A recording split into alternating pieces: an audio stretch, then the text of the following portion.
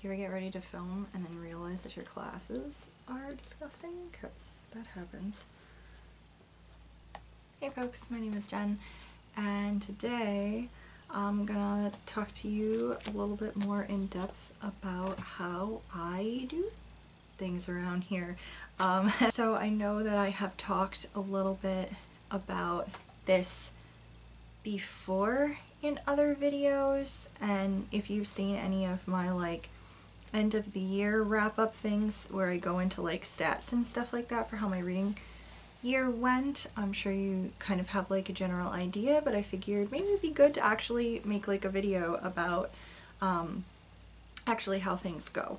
So I figured I could go more in depth about how my rating system works and how I rate and review things, and then also talk to you about where I keep track of things and what I keep track of and all of that jazz. So it is hot as balls in this room right now.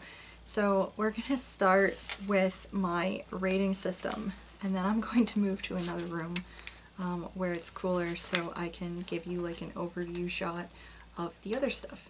So alright, let's do it. As far as rating goes, I guess we'll go from like worst to best. So first up, books that I DNF.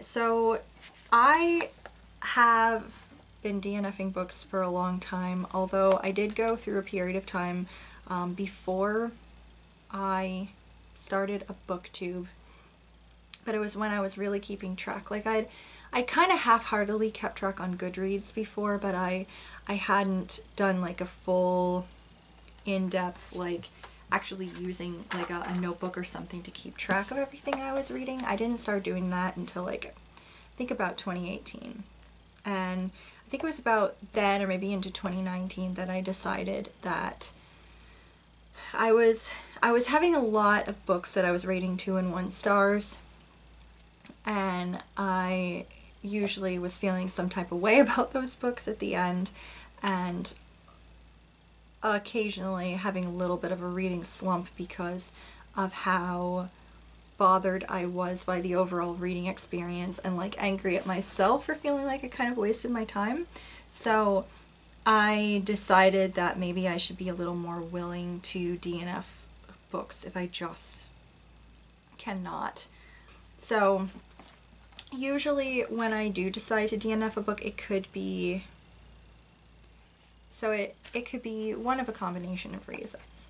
One of the reasons is that I don't vibe with the writing style. I'm just not feeling it.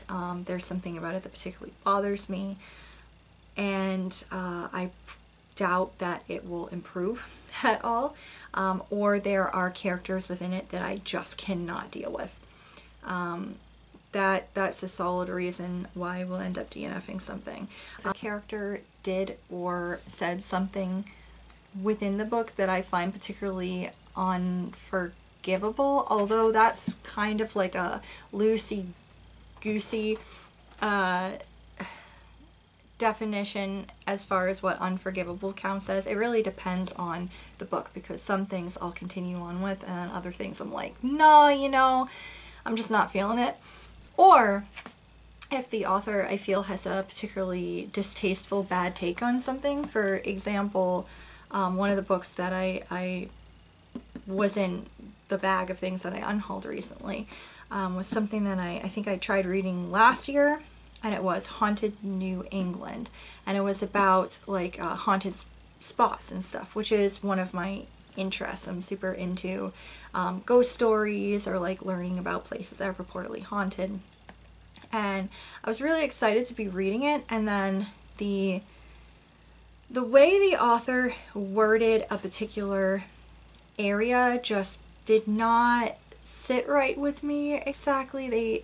They were describing things that had happened in history at this particular spot, and the way that he chose to word things, the attacks and things between settlers and the native peoples in the area, he worded it that the native people attacking the white settlers was a genocide, but the settlers going in and basically slaughtering the native peoples, including women and children, and they called that as just like, the way he worded it was not as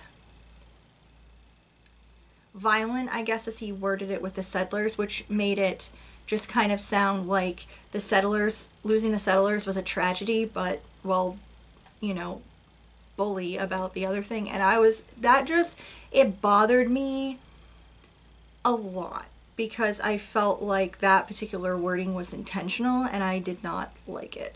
So that is an example of, that was a distasteful bad take, and I could not be arsed to finish that book because, no dude, what's with you?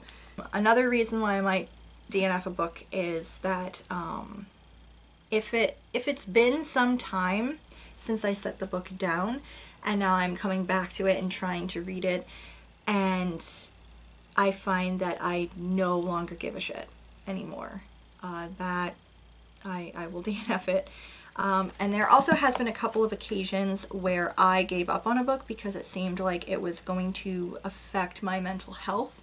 For example, Woman in the Window by A.J. Finn. I started reading that like before the pandemic and then at the beginnings of the pandemic, and I just found that the character's overall anxiety and agoraphobia was just adding to my own normal anxiety, and then on top of like the pandemic anxiety and everything going on, and it just it felt like I was it was making my anxiety worse, so I had to stop reading it because I was like, this is not gonna be good for me. 1-star reads. So when I rate something a 1-star, which nicely over the past like year or so, I haven't rated anything a 1 or a 2-star, I don't think, which is like rare for me because I usually have a lot of those, or at least a couple, depending on the year. But 1-star reads, basically I hated it, but I didn't hate it enough to DNF it. Or maybe it's a book that I wish that I had DNF'd and I'm regretting not DNFing it after I've completed it. 1, the writing style is something that I detest. I don't like it, I'm not vibing with it, or there's something about it that I just don't like, or the book itself is very poorly edited. I don't really like reading books where it gives me the urge to pick up a red pen and go through and correct things. That drives me absolutely bonkers. I don't know if that's like just a me thing, because I'm coming from this as someone who went to school for creative writing, and then we'd get like workshop pieces, and even in like my writing workshop that I have with my, like I do with my friends, like we, you know, it's more of a, hey, that's not grammatically correct, or did you forget this kind of thing, and but it's usually not that bad. But that again is like a piece that is either unfinished or has been edited but is still like in the like first draft stages. If something has been published, whether traditional or indie, I would hope that someone has gone through with a fine-tooth comb. They've had somebody else look at it and go through it with a fine-tooth comb. You know, I would expect higher caliber writing, I guess, from something that is actually out there and people are buying it. I don't know if that sounds too like dickish of me or something, but I kind of expect better by something that's published, you know. Like I said, whether it was independent or traditional, I would hope that you've at least gone through an extensive editing process to not continuously misspell the same thing or not know how to use a comma. You know what I mean? So it's, I mean, even with the commas, that's questionable because I fuck that up a lot too sometimes. But like, yeah, not to sound like a pretentious asshole, but like that kind of thing is something that I have either spent money on or I'm spending my time on, whether if I've borrowed it from someone, that just drives me up the wall. Another reason it might be a 1-star is the clear lack of research or understanding on how things work or the logistics of actual places. An example of this, which I don't want to get too in depth in, but an example of this would be several years ago when I read the 50 Shades trilogy, the amount of things that were incorrect. And I'm not just talking about like the fundamental incorrectness of the BDSM community, I'm talking about like all of the little things too, like certain words, certain things that were used that were incorrect, the locations, the way that the character, just how they behaved, that was unlike someone who is that old would behave. Like, there is no way that a 20-something-year-old college student would not have their own email address, and not understand how to Google things. I don't want to get into it more because people have done it. Like, this has been done ad nauseum. I've watched so many reviews for and against that series, but it just, that is one that comes to mind for me when it's like someone clearly did not do enough research, and it frustrates the shit out of me so much. It makes me really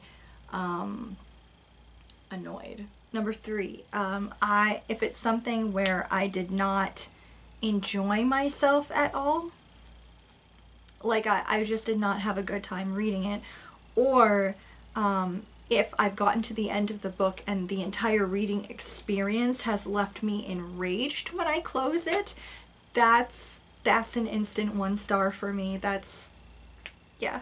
4, if it's boring as fuck, that's an instant 1 star. I might even DNF it if it's too boring. And 5, detestable contents. If it's something where there's a lot of rape happening, for example, I can't. I might even DNF it, but yeah, certain situations and certain things happening, if there's just too much of it, it seems like there's violence, but there doesn't seem to be a purpose to the violence. It's just other things. It kind of fluctuates what is too detestable for me, because some things are like, there's a point to this, and then other things are like, why is this happening? Let's see, 2 stars. If something is a 2 star, it was pretty bad, but it's not the worst thing I've ever read. There might be 1 or 2 small redeeming qualities about it that brought it up to a 2 star.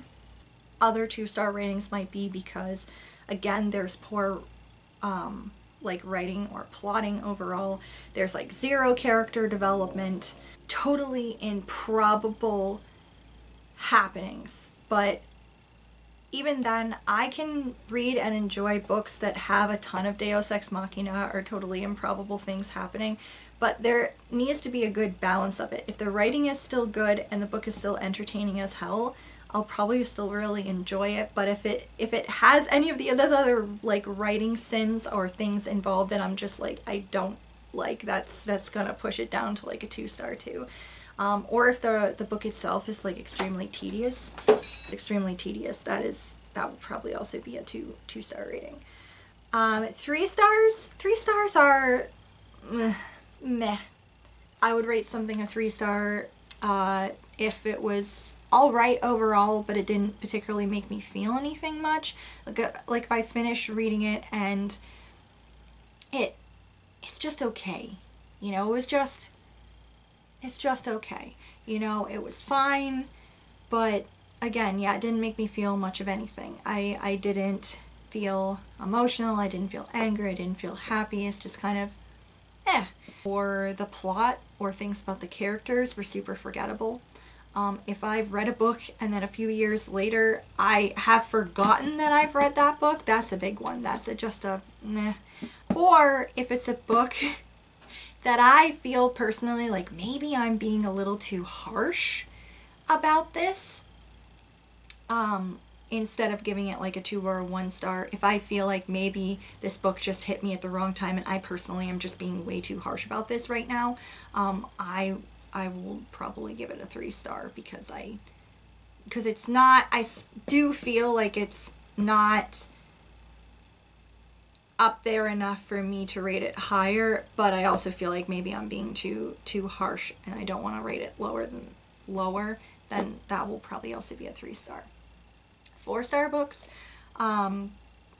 they're great, but it's not an instant favorite. Like, I enjoy the book thoroughly, but there's probably just one small thing that did not quite make it a 5-star.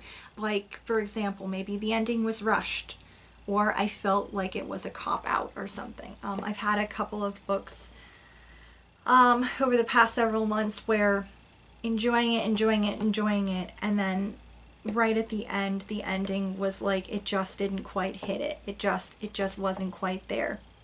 Either the ending felt like a cop-out, or it was way too rushed all of a sudden, and the climax was like not up to where it should be. Like the ending just felt like lackluster. Maybe it's like the ending of a series and you're hoping for like this and it ended up being this, and it's like, oh damn, like that kind of thing. That would be a 4-star, probably, just because it just didn't quite, as one of my friends says about a certain author, it didn't quite stick the landing with the end, as far as the ending goes. Another reason would be I didn't like how things developed with a character or with a particular relationship in there. But at the same time, it's like, well, that's the author's choice who this person ends up with. But if it's like that doesn't make any sense, or it's just I'm pissed about it or something, I can't bring myself to do it a 5-star unless it's like amazing writing or something. It will probably be a 4-star instead. Or like I said, if I didn't like how things were developing or not developing well enough with a character, it would probably just not quite top tier, but still really good. Maybe there's a scene or two that I wasn't particularly a fan of because of something that happened in there, but I was totally engaged in the writing and I enjoyed the rest of it so much that I can't bring it to a 5, but I can't justify rating it less than that.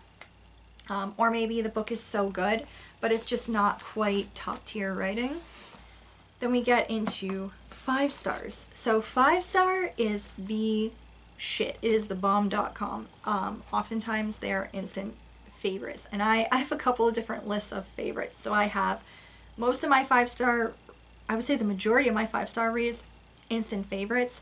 But then there's even like a select few that will be like all-time favorites. Immediately after I close this book, I know that it is an all-time favorite. It goes on the all-time favorite list. It is like a god tier book to me. I hate hearing people talk shit about that book because of how attached to it I am. Or I can hear people talk shit about lots of favorites, but like I have 12 favorite books of all time. And it pains me when I hear anybody talk shit about those books because of how much I love them. Speaking of that, I am planning on a favorites video, or honestly, I think because I ramble all the time, I'm rambling right now. I don't think I can make a favorite video about 12 books because it will be over an hour. Probably a couple of hours long. So instead what I'm going to do is I'm going to break it down by favorites by genre and get those videos up to you staggered at some point, but it's taking me a while because I am trying to squeeze in rereads of those books in between my other reading because I want to reread them again so I can better articulate for you guys all why they're like top tier reads for me. So yeah, but that's upcoming. I'm hoping to at least get a couple of those to you this year, at least, if I can't manage to get all of them. But back to like why things are 5-star reads. A reason: I cried, I screamed, I felt things, which that's saying a lot for me because I am someone who actively does not seek out sad things like movies, books, shows, shit like that. I actively will avoid that because crying or crying, especially in front of others, is one of my very least favorite things ever. So I do not seek those things out, but I guess it's saying something a lot if I can reach the end of a book, whether it be a series or a point in a book. It doesn't even have to be like the end of a book, but just somewhere in the book, and this book has me like bawling, and I literally do not care because of how meaningful it is, how bittersweet it, how beautiful the thing is. There's just something like that, and I don't care, and I loved it so much that it's saying something. It's like a good time. Another thing would be if a story was weaved so perfectly it blew my fucking gourd, like that. Like Count of Monte Cristo, for example.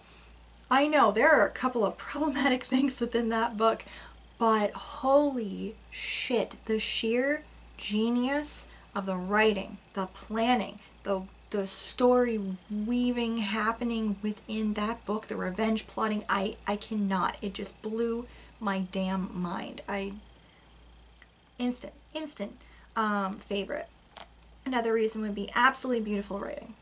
Just fantastic, blew my mind, gorgeous, wonderful character development. Another reason would be that I found a new favorite book, boyfriend, girlfriend, whatever. I just love them. And another reason, like I said, the ending left me in tears in a good way. Like I very much enjoyed it. Also, books that if I have audible reactions to things, like I'm audibly laughing my butt off, or something happens in a scene and I just yell, that's yeah. Because I'm not usually a very reactionary reader, but when something makes me be a reactionary reader, or I'm literally I find myself scooched up literally on the edge of my seat, that's some good writing. So that's ratings. Let's go into the other stuff, so I'll get more in depth about what I keep track of in general with my overall reading. Okay, so as far as my other things that I keep track of, so this one you've probably seen before. This is more of my reading that I do for my writing projects. I have this particular journal which has my annotating thing. So the books that I am reading for my writing projects, I basically have them color coded, and I mark in the book with tabs and markers and stuff. Things like murder info, history relevant, setting, methodology of forensics, stuff like that I'm working on. I keep track of notes or thoughts or ideas or quotes. I keep track of them all in here color coded. And then I have my section with tabs and the colored pens and stuff like that. Then I have this. My friend gave me this book review journal, and it's nice because you have the title, the author, started, finished, your rating, favorite quotes, and then your review notes and stuff. And I have used it a little bit. I'm really bad at doing it at the time that I've read it. While it's fresh in my mind, I end up doing my wrap-up notes later, which is probably a bad idea. But I'm trying to get better at writing them immediately following my thoughts and stuff like that. This journal you've probably seen before too. I know it's cute. And this actually is my BookTube specific journal. So you can see I have my calendar of videos and little things. Here's notes for a video that I did. I have other notes for videos that are upcoming and things. I have, see, my notes right here for this video that I wrote down, and then I have other things I'm keeping track of for future videos, or book tag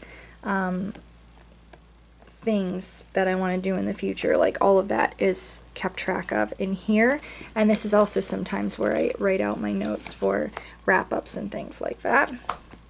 And then this is the one where most of my things are, like my stats and stuff that you'll hear at my end of the year wrap-up videos. All of my stats are in here. So as you can see here, this first thing that I keep track of is genres that I am reading in. I usually keep track of this. You can see this. This is a terrible bar graph from like last year, so I tried to make a much neater one this year. And as you can see, this is where I'm sitting at right now here in near the end of July. As you can see, I have read 0 adventure books so far, or rather I'm reading them, but I haven't completed any so far. I have a couple of classics, erotica, fantasy, as you can see, is leading again, so I really think I need to just admit to myself that I actually do really like fantasy because I read quite a lot of it. And then, let's see, I've got a few graphic novels, historical fiction, horror, literary fiction, and contemporary manga, mysteries, nonfiction, picture books or comics, plays, poetry, romance, and sci-fi. So those are all in here. They're all color-coded. And here on this side, you can see I keep track of the types of books that I read. So you can see physical books are leading. That's most of what I read. But I've also read a couple of audiobooks and a couple of ebooks. And then this is my monthly tracking. So you'll see up top I have my star ratings. So I have my 5-star ratings, of course. 5 and 4-star is most of what I have read so far. I've got a few 3 stars and then no 2 or 1 star so far. And then this is also unrated. So I have a couple of types of books that I just do not rate. One of those is memoirs and autobiographies because it just ended up feeling really weird to try to rate, put a rating on how someone wrote about their own personal experiences. Just something about that just didn't sit right with me, so I no longer rate autobiographies or memoirs. Another genre that I'm finding that I just cannot rate either is erotica. Whether it's of the Chuck Tingle variety, which does not seem to be made to be titillating, but more to just be pure, ridiculous entertainment, but I still don't really know how to rate it exactly. I don't know what scale to present it on, so I just feel like I can't. And the other random, very odd erotica that I listened to being read this year, again, I don't know if it's made to be actually titillating or if it is supposed to be just something funny. And because I don't know how to rate it, I'm just, again, I'm leaving that as in the unrated section as well. And then as far as like months go, you can see I keep track of how many I read in a month. I've tried to make it neater this year because it's usually, see, this is last year, it's usually very messy. So I'm trying to make it neater. I'm trying to make it more colorful. You can see I've got like a little color theme going on with the months this time around. And then, so yeah, so I keep track of how many I've read in a month. I keep track of the ratings over here, and I also color code them by the genres that are in the bar graph, so it's just easier for me at the end of the year when I start like double checking my numbers and things. And then I also have, as you can see, the title, the author's name, and then I have like a short note to myself about my initial thoughts, like this. Call Us What We Carry by Amanda Gorman. I wrote Powerful. Evelina by Fanny Burney. I wrote Strangely Exciting, Full of Humor. So yeah, it's just like an initial note that I write to myself immediately after I finish reading it. And then this is a new thing that I've started to do. As you can see, I have marked here and there books that say TBR, and that is just to help me because I am currently this year trying to determine whether or not I should continue to set monthly TBRs for myself, because this year it doesn't always feel like it's working that much. So yeah, this is just me trying to keep track so I can determine at the end of the year whether I'm going to continue to do that. And then I think the last thing I can talk about here is my DNF section. So I usually keep a DNF section here. I have this color coded too, as you can see, by month. So it's just easier for me during my wrap up. See, I have DNF continuing. Yeah, so I have this marked up here and I keep track of it. Now, another part of the DNF is that I have a completely hard stop DNF, which is what all of these are. Like completely hard stop for reasons I just cannot continue these books. And then I also have a DNF which I call my nightstand of shame, which I know you heard me talk about in multiple videos, is my nightstand of shame. And that is books that are like a DNF for now. And it's basically I'm not feeling at the time. There's other books that I'm more excited about, or for some reason I can feel myself just not vibing with the book, but I do really, really want to finish it or give it another try. And then that goes onto the nightstand of shame, and I will wait until my mood is again into that genre, or I feel like now is the time for me to come back to the book, or now is the time that I'm going to try to force myself to come back to the book. And then I will either hopefully complete it, return it to the nightstand of shame, or unfortunately like hard stop DNF it. So that, guys, is how things work, how I rate things, how I keep track of things, what I keep track of, and all of that jazz. If you guys were like curious, of course all of that is subject to change. My rating system has kind of evolved over time. Sorry if I feel like I sounded quite harsh or kind of like a superior dick talking about like just my issues with certain types of writing and stuff like that. I don't mean to sound like an ass, but it's just sometimes I have pet peeves about things, and these are some of my pet peeves and some of the things that really annoy me while I am reading, or things that I like while I'm reading and stuff. I don't know, I kind of feel like maybe I was a little too harsh, which I fluctuate on that too. Like in the beginning, I feel like in some cases I was harsher, but so in some cases I feel like I am less harsh than I was with things, but in other cases sometimes I feel like maybe I'm too harsh. It just, that whole, my rating system kind of changes, and I feel like maybe I have more reasons and more ways of identifying how I'm rating something and the reasons behind how I'm rating things, and I try to think fairly hard about how I rate things, how I review them, what I am saying, and things like that.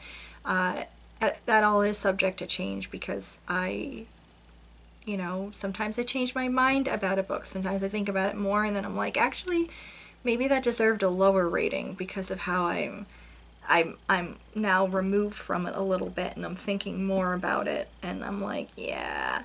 Or, yeah, I think that's the only time as I've thought about something more and then rated it lower. I don't think I've had an experience where I've thought about something more and then rated it higher so far.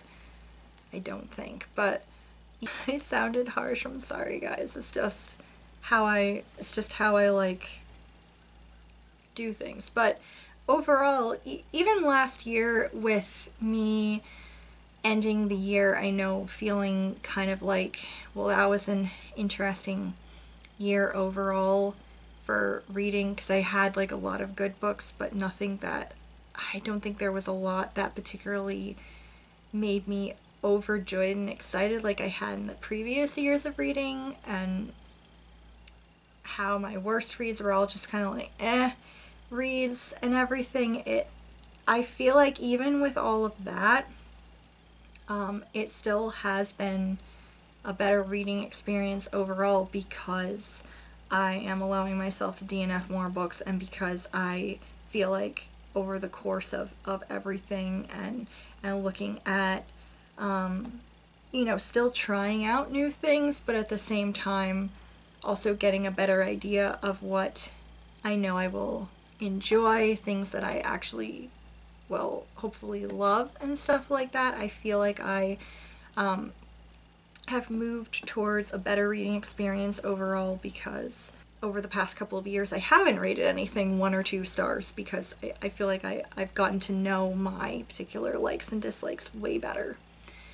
So there's been still a few 3 stars, but nothing below that, and I've just been DNFing, allowing myself to DNF things instead. So let me know about your guys' rating systems. Do you even rate books? Because I've also seen a lot of people online saying that they don't feel right about rating books or something. So let me know if you rate, what your rating system looks like. Is it similar to mine?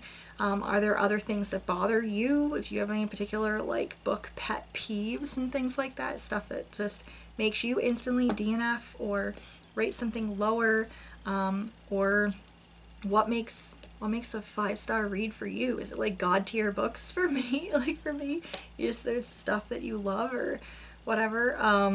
Yeah, let me know your thoughts. Anyway, thank you guys so much for watching. Thank you for always watching. If you are new here and you would like to subscribe, please consider doing so. And I will see you guys in the next video. Bye.